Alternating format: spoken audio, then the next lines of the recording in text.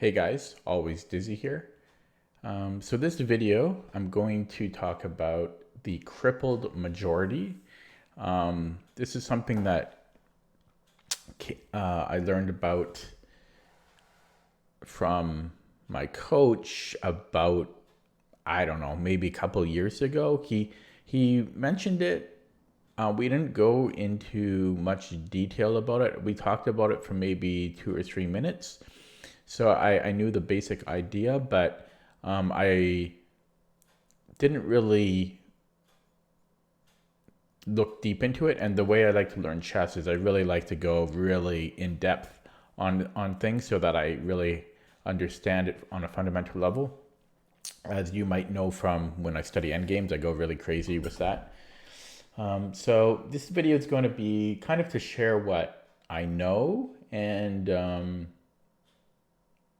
yeah, just kind of run you through what a crippled majority is and why it's useful and all of that. If any of you find issues with my analysis or my fundamental concepts of this, please let me know if I'm missing anything or if there's anything interesting you wanted to add. So, okay, let me just take a sip. So first of all, a crippled majority, just like it may sound, is when you have a set of pawns on one side, or I guess it could be in the center as well, but usually it's on one side of the board, where you have a majority, so we have more pawns than our opponent does on the same opposing side here, but our pawns are crippled in the sense that we have at least one double pawn. So here we have 4 pawns, but we have double pawns, so it's called a crippled majority.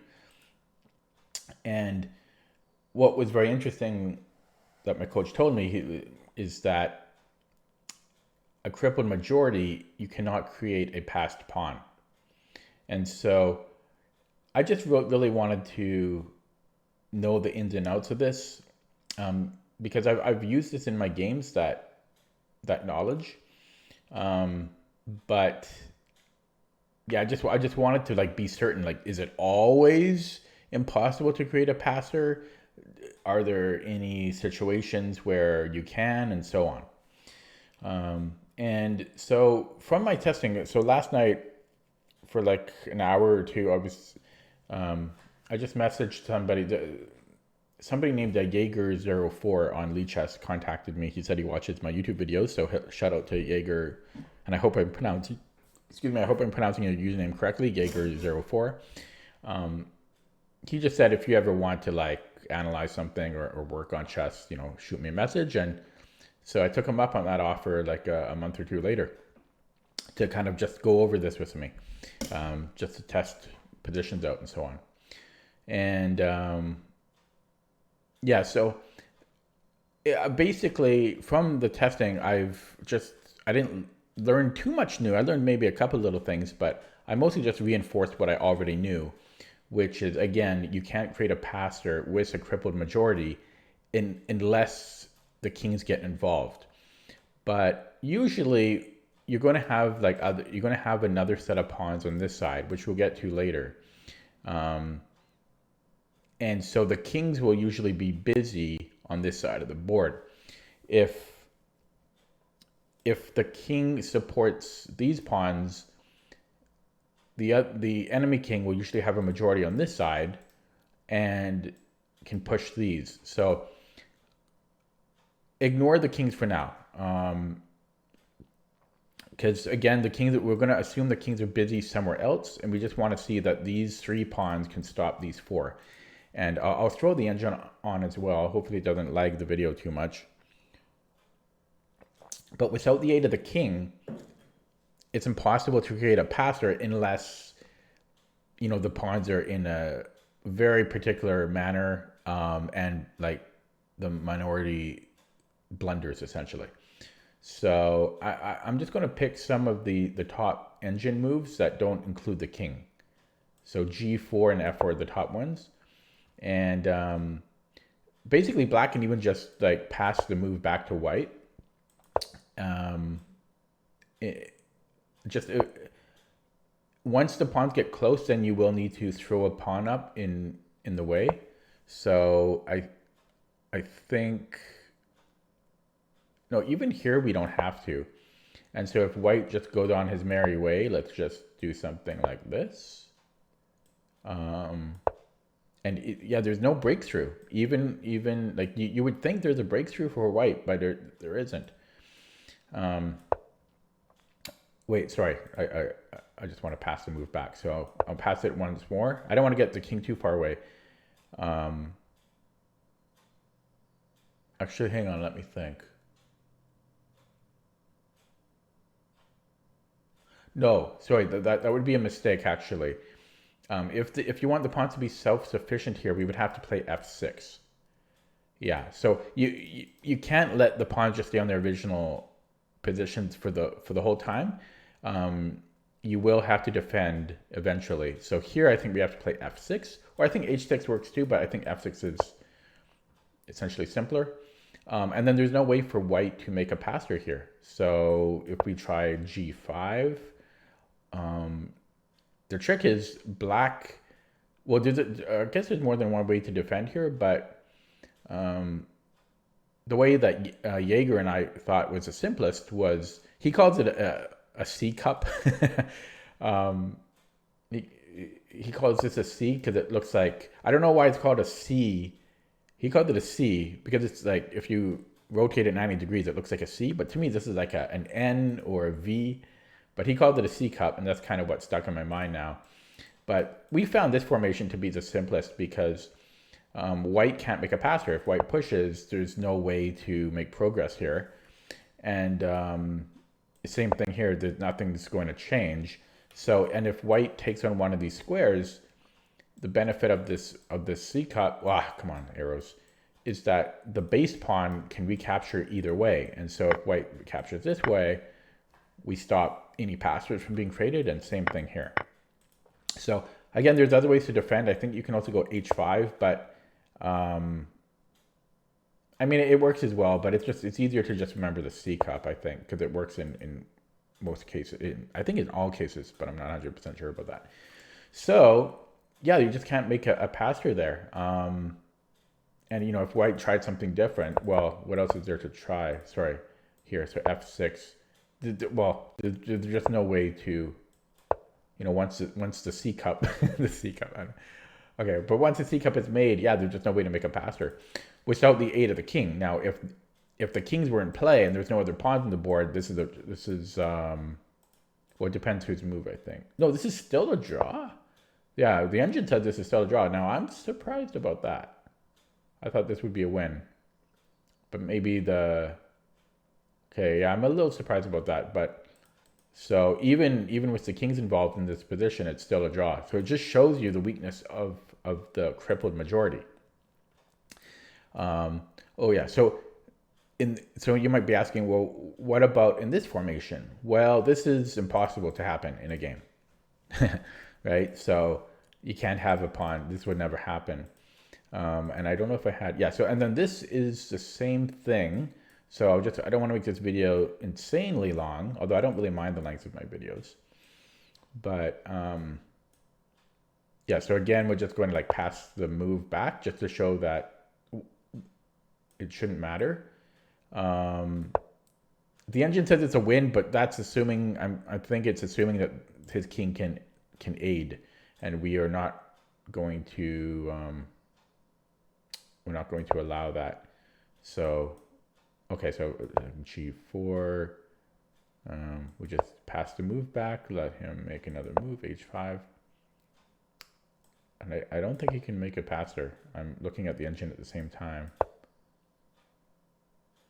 And can we ignore this here, or do we have to play f6? I think we can still ignore it, similar to before. And then we make the C cup. And we have to do it this way, where the double pawns are. I don't think you can do it this way, or does this work as well? I guess this works as well. Yeah, I think. Wait, what about h6? Would that work as well? Yeah, that would work as well. But for me, I just like to remember that we just make the C cup going where the double pawns are. And then, yeah, so there's no breakthrough. So yeah, crippled majority cannot make a passer without the aid of the king. And even with the aid of the king, you can't always do it. So why is this useful? Well, here's another example too. And I think even this formation, so it's a 3 versus 2 crippled majority. Without the aids of the king, yeah, you can't make a passer. Actually, I'm not sure if that was wide, but yeah, it's just, you see. Okay, and here if we shift things one over, it's not going to make a difference. It's the same dealio. Okay, so this is where it matters because this is more of a realistic endgame that you will get, and you'll get this formation out of many different openings. Like, let me just go back to, so that was chapter 7. So let me just go back here. You might get this out of, you can get this out of a million different openings. You can get this formation out of the exchange Ruy Lopez. See, we have the crippled majority for black on the queen side.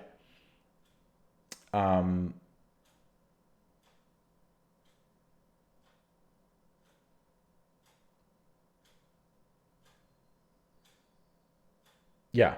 And then there's like there's the Trumpowski, similar idea, could be done. Wait, is that right? Wait, I'm doing it upside down, so I'm a little confused there. Oh no, sorry. Yeah. So I mean, you could do it.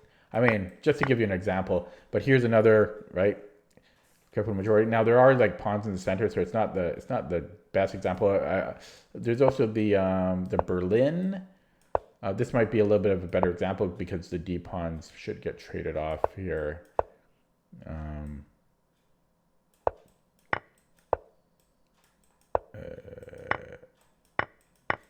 Okay, so this.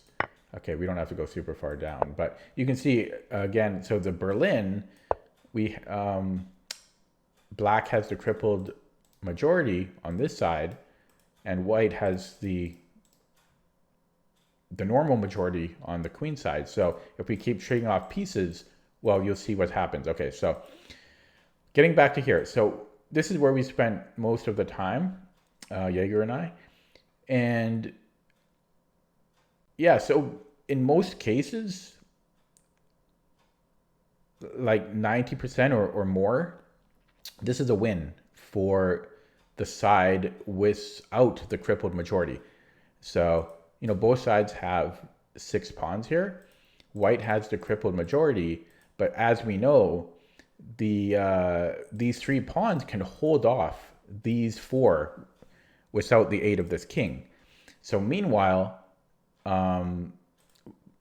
black is going to use his extra pawn here to create a passer. And so if the king was if the side was the crippled majority, uses the king to help, it's not fast enough because, as we know, these already hold these off by themselves. So by the time that the king helps, these 3 are just going to fly, and it's usually winning. Of course, it would depend on the exact king position, right? Like if white's king is here right now, that might even be a win possibly for white. I guess I could test that out, but okay, shall we? Although I think that still might be a draw. Yeah, let's just throw that king up here. That might be a win for white though. No, it's still a draw. Well, it's giving +1.5. That may be a win. At the very least, it's a very good advantage for white. But I mean, yeah, that's way different when the king is way out here, right?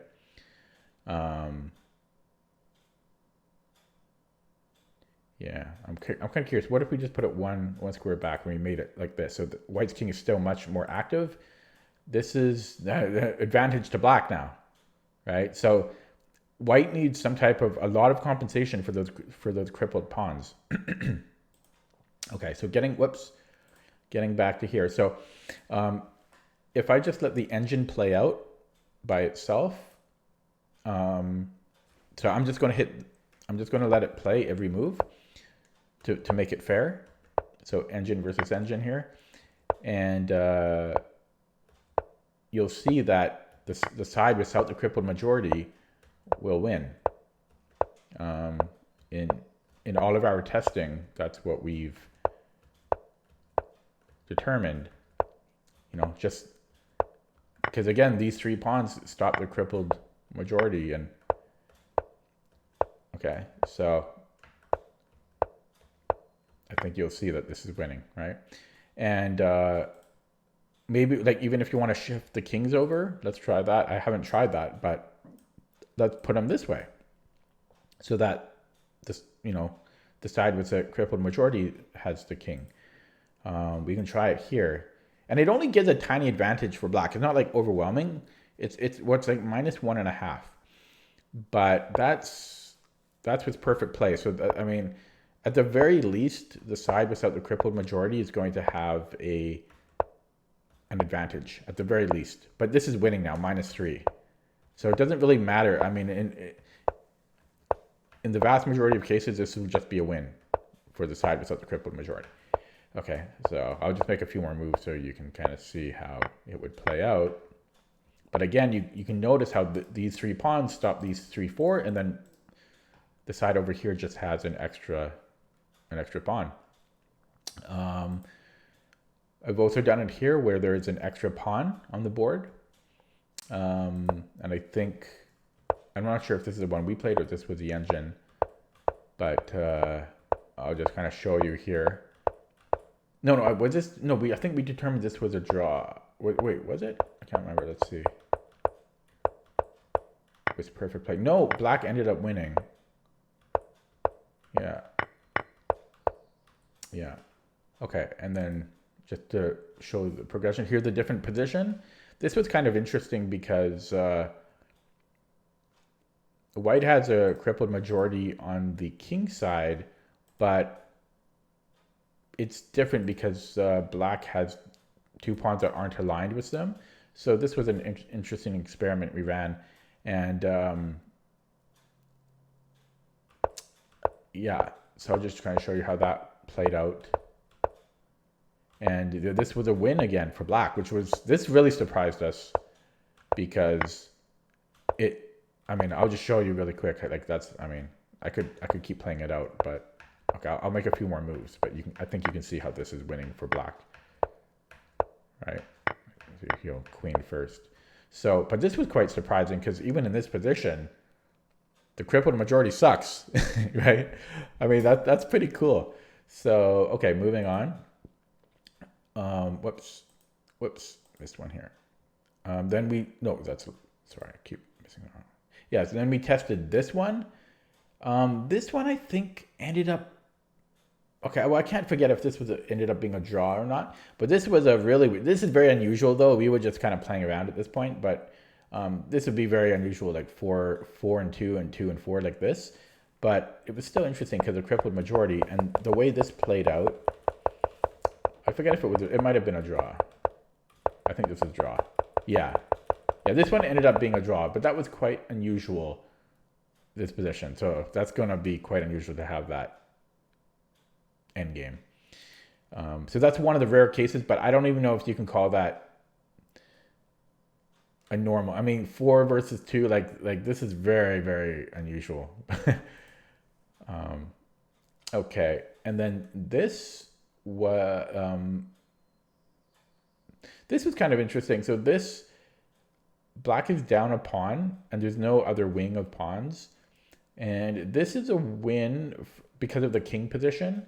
This is a win for white, but as Jaeger pointed out, if we move I forget what chapter that was, sorry. But I think if the king is 1 square closer, then it's a draw. Yeah. I have too many chapters in this study already, but I think if the king is just 1 square closer, black actually holds a draw. Okay, next up. Yeah, we're just playing around again. This is a win again for black. So 2-on-1 here, crippled majority on the other side. This is a when this one is a little bit more clear cut because black would get an outside pass pawn.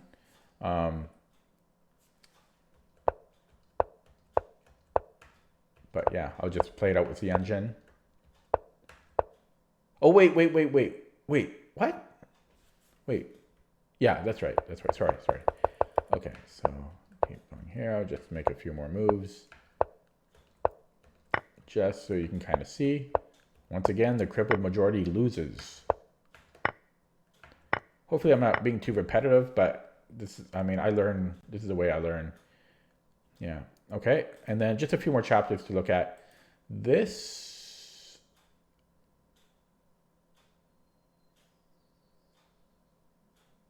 wait, you know what? The others, the one I looked at before, I'm not 100% sure if this was the one that was a draw.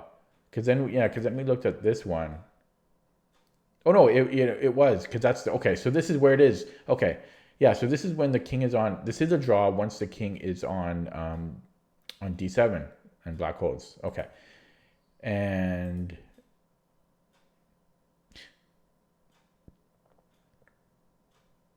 oh yeah, and then this one was interesting because then I made this study, and then we determined that it was a draw. Like I'll just jump ahead. This is what the engine got to. And then I realized quite quickly why it's a draw. Can you figure out why? You can pause the video. It's because it's not a crippled majority. This is just a crippled structure, right? There's 4 pawns here as well. It's not a majority anymore. It's just, it's just crippled pawns. So the whole point is when it's a crippled majority that the lesser or fewer pawns on the opposing side can hold it off. And so this would just be equal here. So here, once again, we have the... Oh no, this was interesting. Then we were curious about if we put a crippled majority on both sides. And as you might expect, that's just a draw. So crippled majority on the queen side and crippled majority on the king side is a draw. Yeah, I love doing this type of experiment. And then here we just have yet another basic position, and it's a win for the side without the crippled majority, as you might expect. Let's just run that. Let the engine run that.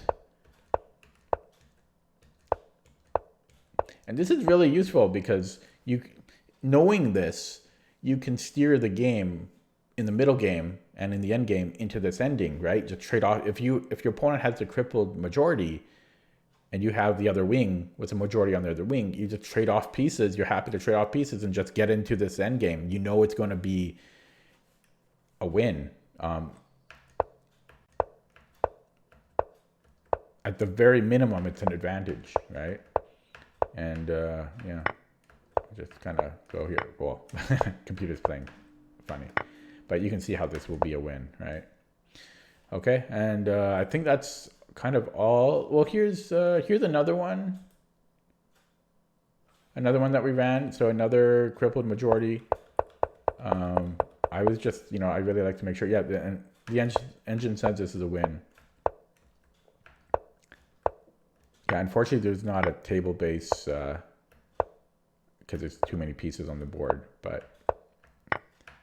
Yeah, we have the protected passed pawn on the queen side, and then computer's doing some distant opposition work here. Okay, come on, computer, just get to it. And you can see how white will win here with the outside passed pawn. And I think that's pretty much all. So, whoops, yeah. So that's the video. Hopefully, this was educational for some of you. Let me know if, again, like I said in the beginning, if I missed anything here or if there's any other interesting rules. Yeah, if you know of any like not rules of thumb, but any like shortcuts like this, or not, it's not even a shortcut, but just this. I love learning these knowledge bits because it's so useful. Like, this in the back of your mind. Again, you can steer the game into certain situations. I love these nuggets of information. There's not a whole lot of them where they like always hold true, or they almost always hold true. So if you know any things like this, be sure to let me know. Maybe I don't know about them. Yeah, again, hopefully you enjoy the video. Let me know your thoughts. Also, let me know if you like this type of video. I don't really put out too much educational content out there because I'm an adult improver myself. You know, I'm not a titled player, so I don't like to throw out too much informational stuff when I'm not super strong myself. But I do on occasion, like with end games and stuff like this. Okay, anyways, let me know your thoughts. Thank you. Thanks for watching. See you next time. Bye.